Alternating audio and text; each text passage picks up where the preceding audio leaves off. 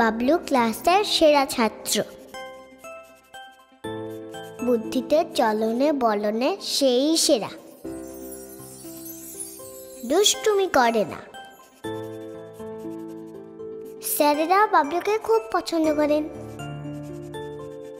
ক্লাসে স্যার কোনো প্রশ্ন করলে বাবলু সবার আগে হাত তুলে। ও যেন সব জানে। বাবলু হাসি হাসি মুখ করে স্যারের প্রশ্ন উত্তর দেয়। তখন বন্ধুরা অবাক হয়ে তাকিয়ে থাকে তার দিকে। কিন্তু তবুও বাবলু ক্লাসে ফার্স্ট হতে পারে না। ওর রোল 10, তাই ওর খুব দুঃখ। ওর বাবা মারো।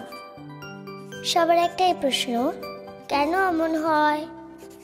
হবেই তো, ওর যে হাতে লেখা খুবই স্লো, তাই পরীক্ষায় সব প্রশ্নের উত্তর লিখতে পারে না। 10টা প্রশ্নের মধ্যে 8টা লিখতেই পরীক্ষা ঘন্টা বেজে যায়। লিখতেরই। বার্ষিক পরীক্ষার কয়েকদিন আগেই বাবলুর ছোট মামা বেড়াতে এলেন খুলনা থেকে।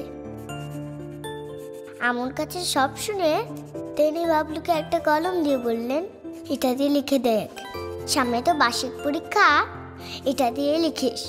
ছোট মামার দেওয়া সেই কলমটা ছিল গুড লাক টপার বলবেন। তারপর শুরু হলো বার্ষিক পরীক্ষা। বাবলু যথারীতি পরীক্ষার হলে গেল। লিখতে শুরু করলো। ওমা, লেখা তো খুব দ্রুত হচ্ছে, ঠিক যেভাবে সে চাচ্ছে।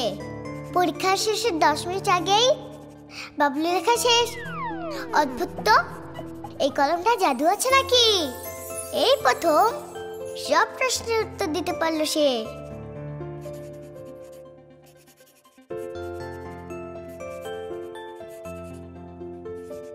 এবার রেজাল্টের পালা। রেজাল্ট দেখে তো সবাই অবাক, বাবলু নিজেও। এবার সে ফার্স্ট হয়েছে।